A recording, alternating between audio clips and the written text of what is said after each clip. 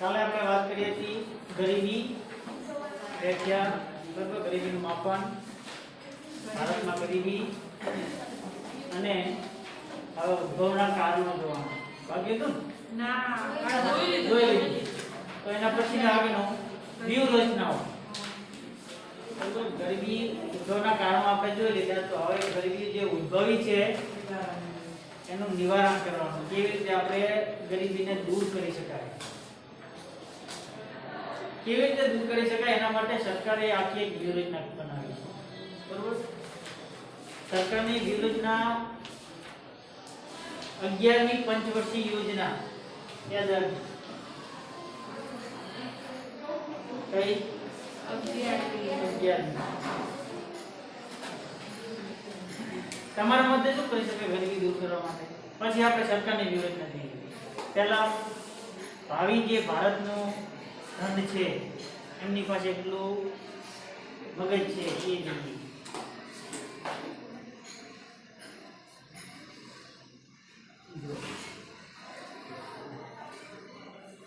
કોણ કહે છે કેવી રીતે ગરીબીને આપણે દૂર કરી શકાય?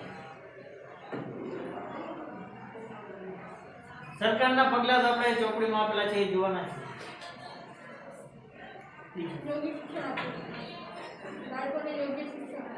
બાળકોને યોગ્ય શિક્ષણ આપવાથી એક તો ગરીબી દૂર થાય. ચલો, મહત્વનું છે સાચું છે બીજા. બોલો કિસ્મત.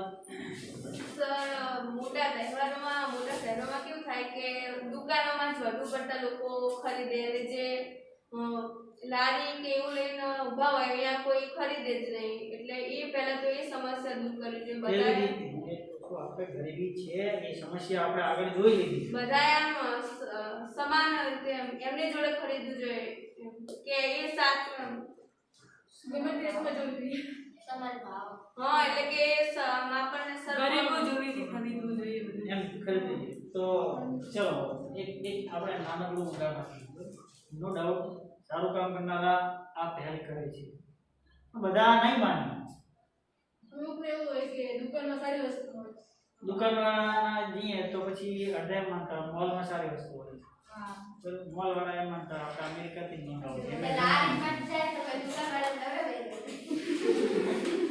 આ વસ્તુ કંઈક અલગ છે. જો એમ તો મેં વાત કરી વચ્ચે કોઈ આપણે બોટાદના જ ડીએસપી હતા કંઈ કે અમદાવાદના હોય, એમણે આપણે દિવાળીના દિવસે જે માટીના કોડિયા હોય ને જે કહીએ છીએ, જે દીવડા કહીએ છીએ આપણે, એ જેટલા હતા એ બધા જ પોતે ખરીદી લીધા. બાકી અત્યારે મોડેલ મળે છે એમાં તો નહીં, ચાઇનાના જે મળે છે કોડિયાઓ. પણ એમને શરૂઆત કરી હતી તો પછી બોટાદમાં બધા લોકોએ આવી શરૂ કરી કે જે નીચે લઈ જમીન પર પાથરણું કરીને બેઠા હોય ને એમની જોડેથી આ ખરીદવાના ચાઇનીઝ વસ્તુ ના હોય. એમણે ચાઇનાનો વિરોધ કર્યો તો એવું નહોતું ગરીબી માટે, પણ એમાં એમને રોજગાર તો મળે જ ને, એમનો વેચાઈ જાય. પણ આ ક્યાં બીજું જ જોવા મળે, સામૂહિક પગલાં ના કહેવાય. આને કીધું સામૂહિક પગલામાં શિક્ષણ આપવાથી થઈ શકે. બેસો. વિદેશી વસ્તુનો ત્યાગ કરીને સ્વદેશી વસ્તુ અપનાવીએ તો વિશ્વ ક્ષેત્રે ગરીબી આપણે દેશની પહેલા દૂર કરવાની છે, ભારતની પહેલા દૂર કરવાની છે, વિશ્વનું પછી વિચારીએ આપણે.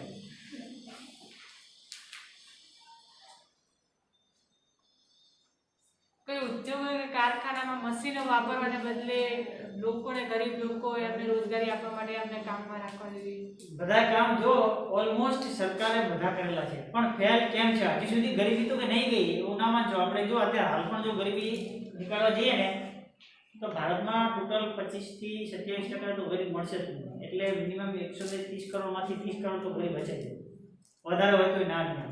બરોબર. આ તો ક્યારથી એ ચાલતું આવે છે. સરકારે જો મેં તમને વાત કરી જો હું ચાલુ કરી શકું. 11મી જે પંચવર્ષીય યોજના હતી ત્યાં સુધી સરકારે જે છે, પરંતુ ગરીબી આપણે બધાને ખબર છે બે ક્ષેત્રોમાં જોવા મળે છે. કે આપણે જે ભારતમાં ગરીબી જોયું એમાં ગ્રામીણ અને શહેરી એવા બે ડિવાઈડ કરેલા. બંનેમાં ગરીબી જોવા મળે છે, બેનું પ્રમાણ અલગ અલગ છે.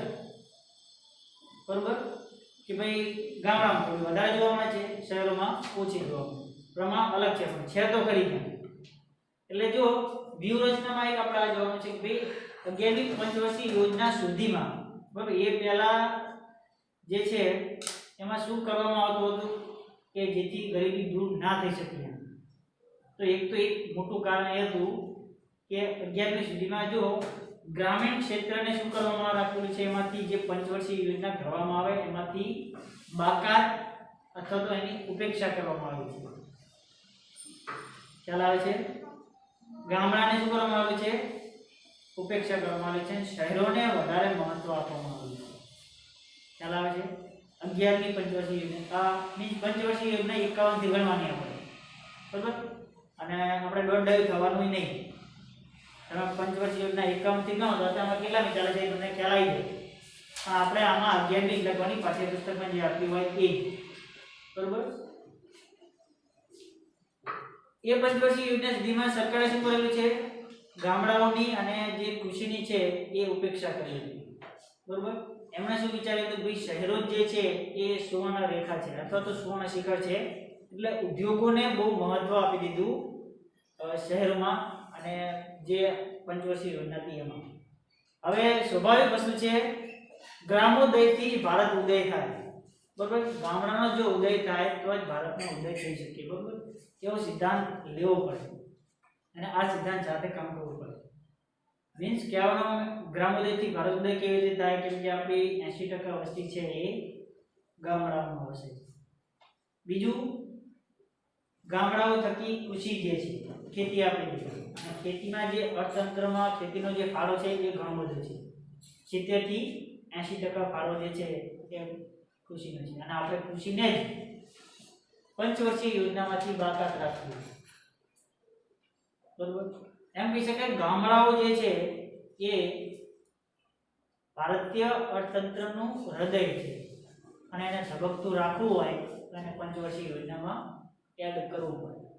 પછી 11મી પંચવર્ષીય યોજના પછી સરકારને લાયક થઈ એ પછી કૃષિ પર ભાર આપ્યું અને એ પછી જે છે ગામડાઓને કેન્દ્રમાં રાખી અને આગળ વધ્યું. નો ડાઉટ શહેરો જે છે એના વાત કરી અગત્યના છે બરોબર. એક તો આ કારણ સરકારને સમજાયું એટલે એમાં પણ એ દિશામાં આગળ પગલાં ભર્યા. બીજું કારણ કયું? બીજી કેવી રીતે સરકાર નિવારણ લાવી શકે? સરકારને પહેલા એવું લાગતું હતું કે ભાઈ આવકની અસમાન જે વહેંચણી છે બધાની સરખી નથી છે. સરખી આપણી તમારી આવક અલગ છે, મારી આવક અલગ છે, તમારા પપ્પાની આવક અલગ છે, બધાની આવક અલગ અલગ હોય છે. તો આવકની સમાન વહેંચણી થાય એ માટે સરકારે શું કરેલું છે? અમીરો જે હોય બોલો તો બાકી નવી દુકાન સ્થાપિત કરી. એ હું આટલું જ કહીશ ત્યાં ખાલી ટૂંકમાં કહી દીધું. હવે જો અમીરોની જે મોજ શોખ એટલે ધનિક વ્યક્તિઓ જે છે ભાઈ ખબર પડે છે ઉપરથી જાય મેં તો પૂછી જ હમણાં ધનિકોની જે મોજ શોખની વસ્તુ હોય અથવા તો એમની જે ઇન્કમ હોય એના ઉપર સરકારે શું કર્યા? કરવેરા વધાર્યા બરોબર. સ્વાભાવિક વસ્તુ છે કરવેરા વધે એટલે સરકારની આવક પણ શું થાય? વધે. હવે એ આવકનો ઉપયોગ સરકાર ક્યાં કરી શકીએ? જે ગરીબો છે એમના માટે એ પૈસાનો ઉપયોગ થઈ શકે. કોઈ પણ યોજના ઘડીને એમના સુધી પૈસા, અનાજ, કપડાં જે પણ રોજગાર એ પહોંચાડી શકે. હવે આપણે એમ માનીએ કે ટેક્સમાં લઈ લઈને સરકાર કેટલું લે એમ ખાલી અંદાજ પ્રમાણે તમે તમારો અંદાજ કહો કે તમારું લેવલ કેટલું છે કે કેટલા ટેક્સના પૈસા આવે? જેવી આવક એવું ટેક્સ. જેવી આવક એવો ટેક્સ. તમે કપિલ શર્મા શો જોવો છો? ગાંડાની જેમ બોલી કરે છે. લગભગ લાસ્ટ યર અથવા તો એના પહેલાના વર્ષે મેં લેવલ જોઈ લીધું છે બરોબર. કેમ કે હજુ ટીવી સિરિયલ કલાકાર છે, બોલિવૂડનો સ્ટાર નથી, છતાં એ વ્યક્તિ 12 કરોડ રૂપિયાનો ટેક્સ ભરે છે. કેટલા? 12 કરોડ. હવે કેટલો કમાતો હશે તો એ 12 કરોડ ટેક્સ ભરતો? ત્યાંથી આપણે ખાલી મેં તમને એટલા માટે કીધું કે ખાલી ટીવી સ્ટાર છે, એ બોલિવૂડ સ્ટાર નથી એમ. હવે એમાં જો તો આપણે બધા એક્ટરોની વાત કરીએ બરાબર, એમની કમાણી બમણી હોય છે. એના કરતા આમિર ખાન સૌથી વધારે ધનવાન છે, અમિતાભ બચ્ચન છે, અજય દેવગન છે, જે પણ એક્ટર હોય કે એક્ટ્રેસ હોય બરાબર, આ બધાની જે કમાણી છે ઘણી બધી હોય છે. અને એ લોકો જે ટેક્સ ભરતા હોય એ કપિલ શર્મા કરતાં પણ વધારે હોય. હવે એ બધા કરતાં ધનિક છે આપણી પાસે અંબાણી કાકા છે. એમની આવક આપણી તો મારા કરતાં મારા 12 મહિનાની આવક થાય એની 1 મિનિટમાં એટલી થતી હોય. 1 મિનિટમાં એની એટલી આવે તો એનો કેટલો બધો ટેક્સ આવે. આ ટેક્સ આવે બરોબર, તો એ ટેક્સનો જે પૈસો ભેગો થાય સરકાર કોઈ યોજના ઘડે અથવા ખેડૂતો પાસેથી ખેડૂતોને મળી જાય, આપણને મળી જાય. સસ્તા ભાવની અનાજની જે દુકાનો ચાલે છે બરોબર, એ સરકાર મફતના ભાવે જ આપે છે, આપી શકે, કેમ કે આ ટેક્સને જે પૈસા આવે એ અનાજ ખરીદી શકે. ખ્યાલ આવે છે? અનાજ ખરીદી શકે ને, કે ભાઈ કરોડો રૂપિયા મળ્યા છે તો સરકારનું અનાજ જે ખેડૂતનું અનાજ છે એ સરકાર ખરીદી લે ટેકાના ભાવે જે મળતા હોય બજારમાં, અને એ અનાજ સંગ્રહ રાખે અને એ જ વસ્તુ છે એ સસ્તા અનાજની દુકાનોમાં પહોંચાડે. ને પહોંચાડે એટલે પછી જે લોકો ગરીબ છે એમને 2-2 રૂપિયા સુધી એ કરે. ખ્યાલ આવે છે? આમ પણ ગરીબી છે. એટલે હવે જે પેલા વ્યક્તિઓને મોજ શોખ પર જે ટેક્સ વધુ થાય તો એ મોજ શોખની વસ્તુ શું કરવાના છે? ખરીદવાનું બંધ કરશે બરોબર. એટલે આ થઈ શકે. બીજું, અને આ બધું જે ટેક્સ મળે છે એનો પૈસો જે છે એ ગરીબો સુધી અનાજ પહોંચાડી શકાય. એટલે એમને જો ખાવા પીવાનો ખર્ચો જે છે એ રેશનિંગની દુકાનથી મળી જાય તો એમની સેવિંગમાં શું થાય? વધારો થાય. ખ્યાલ આવે છે? બીજું કારણ આપણું તમારા માટે બીજે શું કરવું જોઈએ? ગુજરાતીના સાહેબ હમણાં સારો હિસાબ કરો છો.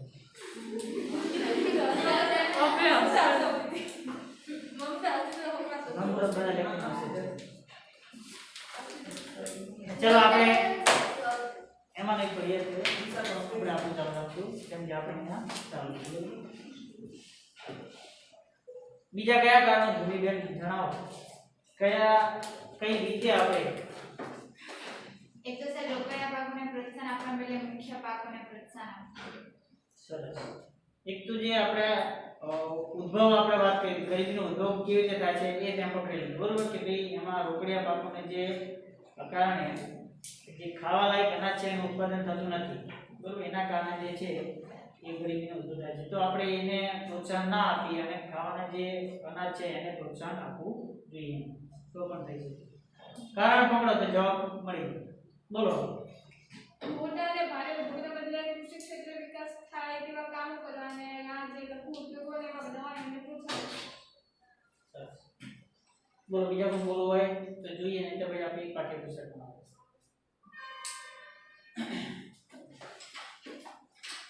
જો અંદર જે આપણને વ્યૂહરચનાઓ સરકારે ઘડી આપી છે, સરકાર તે વ્યૂહરચના અપનાવવા જઈ રહી છે, એના તરફ આપણે નજર દોડાવીએ.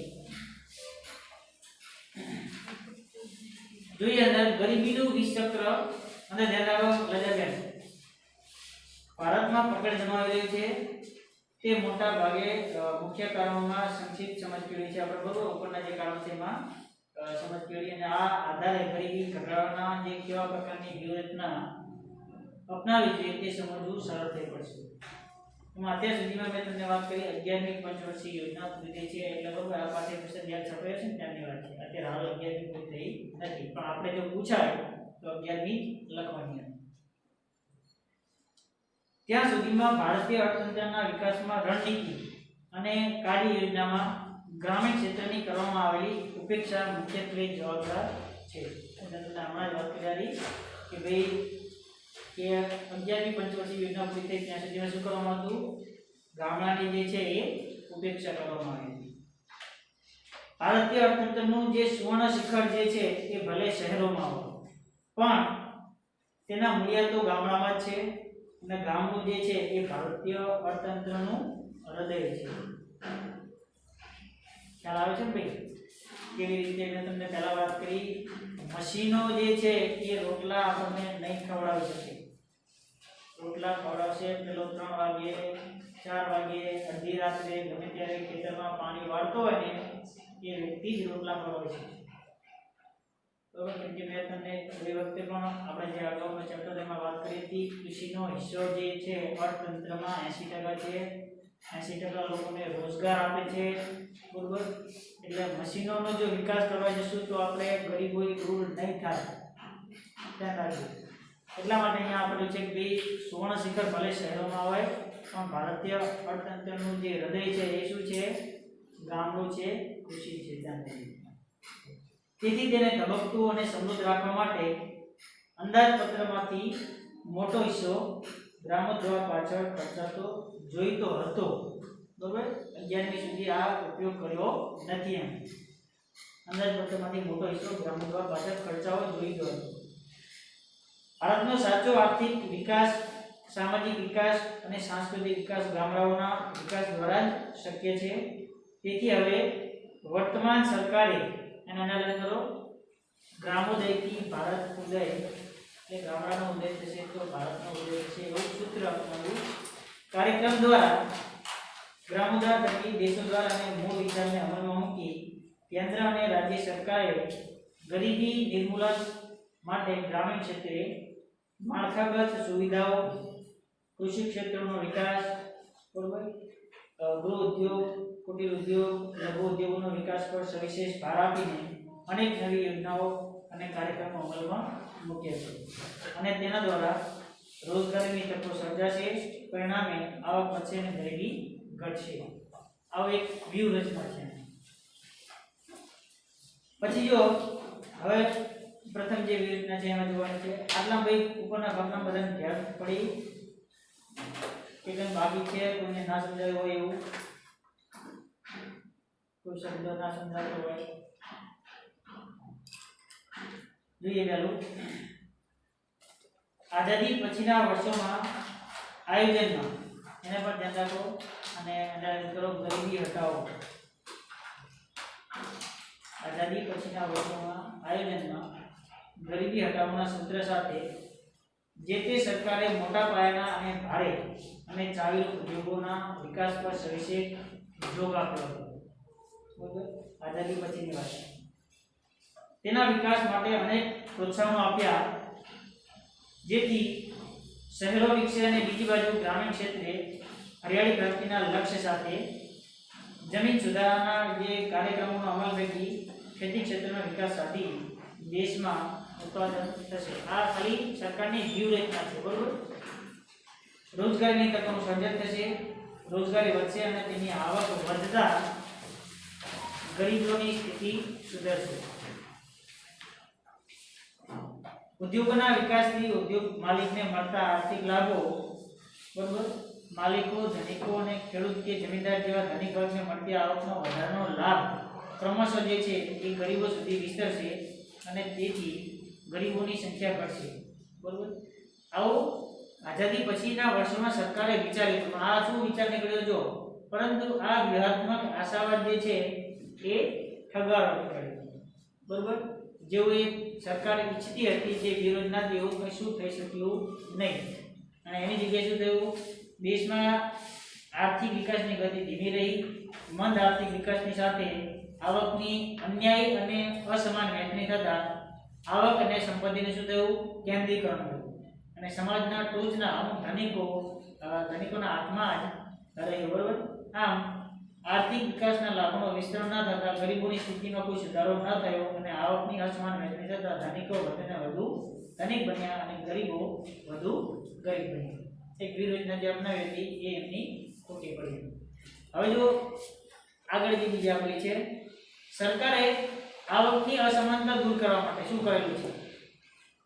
આવકની અસમાનતા દૂર કરવા માટે કરવેરાની નીતિમાં ગરીબોને જીવન જરૂરિયાતની વસ્તુઓ મળી રહે, તેનું ઉત્પાદન વધે તેવા હેતુસર ધનિકોની વપરાશી ચીજવસ્તુઓ કે સેવાઓ, મોજ શોખની કે ભોગવિલાસની ચીજવસ્તુઓ પર અને સેવાઓ પર તથા તેઓની આવક પર ઊંચા દરે કરવેરા નાખ્યા. બરોબર? આ વસ્તુને તમને હમણાં જ કીધેલી છે. અને તેની સાથે ગરીબોની ચીજ વસ્તુઓ જે છે પાછળ વપરાશી ખર્ચ વધી ના જાય, આવકનો મોટો હિસ્સો જીવન જરૂરિયાતની જે પાયાની જરૂરિયાતો જે છે એ સંતોષવા પાછળ ખર્ચાઈ ના જાય તેની કાળજી રાખીને આવી વપરાશી જીવન જરૂરિયાતની વસ્તુઓ જાહેર વિતરણ પ્રણાલી હેઠળ વાજબી ભાવની દુકાનો દ્વારા નિયત જથ્થામાં રાહત દરે ઘર આંગણે પૂરી પાડીને તેમના જીવન ધોરણ ઊંચું લાવવાનો વહેલું અપનાવ્યું. બરોબર, આમાં બધાને કરવો પડ્યો કે પછી ઉપરને ગયો અને હમણાં જે વસ્તુ કીધી હતી એ જ વસ્તુ આમાં છે કે ભાઈ કરવેરા નાખ્યા, કરવેરાની આવક આવતા એમણે જે ખેડૂતો પાસેથી અનાજ લીધું એટલે ખેડૂતોને શું થાય કે સરકાર આપણું અનાજ લઈ લે છે એટલે એમને પણ પ્રોત્સાહન મળે કે આપણે આપણું અનાજ છે ઉગાડીએ. બરોબર, એટલે એમને પણ પ્રોત્સાહન મળે કે એમને આવક મળે.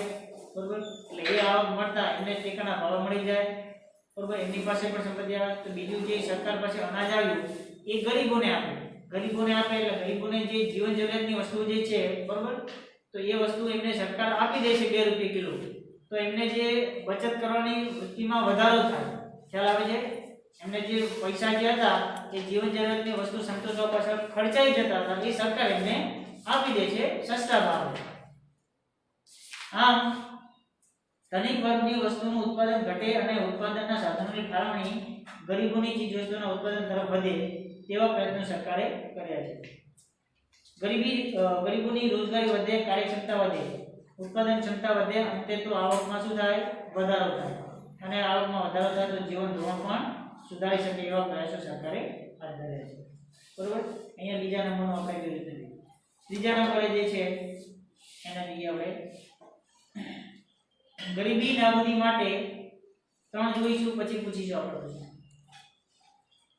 ગરીબી નાબૂદી માટે કૃષિ ક્ષેત્ર પર વિશેષ ભાર આપવાની જરૂર સમજાતા, ધ્યાન રાખજો, ગરીબી નાબૂદી માટે એટલે કે ભાઈ ગરીબીને હટાવવા માટે કૃષિ ક્ષેત્ર પર વિશેષ ભાર આપવાની જરૂર સમજાતા સરકારે જમીન સુધારણાના ઉપાયો, બરોબર, જમીન ટોચ મર્યાદાનો ધારો, ગણોતનું નિયમન, ખેડ હકની સલામતી જેવા અનેક કાયદાઓમાંથી ગ્રામીણ ક્ષેત્રના ધનિક ખેડૂતો કે જમીનદારોની આવકમાં ઘટાડો કરી જમીન વિહોણા ખેતમજૂરો કે ગણોતિયાઓની આવકમાં વધારો થાય એ રીતે ગરીબોની સ્થિતિમાં સુધારો લાવવાનો વ્યૂહ અપનાવ્યો છે. અહીંયા 3 વસ્તુ આપણે આપેલી છે.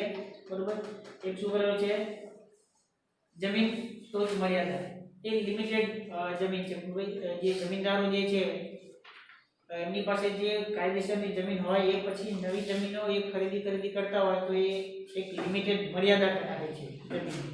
બરોબર, એક એની વાત કરી છે. બીજું ખેડ હકની સલામતી, એટલે વચ્ચે સરકાર એ પણ કાયદો લાવ્યા હતા અને છેમાં ખરો ખેડે તેની જમીન, સાથે સાથે બીજું કાયદો લાવ્યા હતા રહે તેનું મકાન. આ 2 કાયદા એક સાથે લાવ્યા.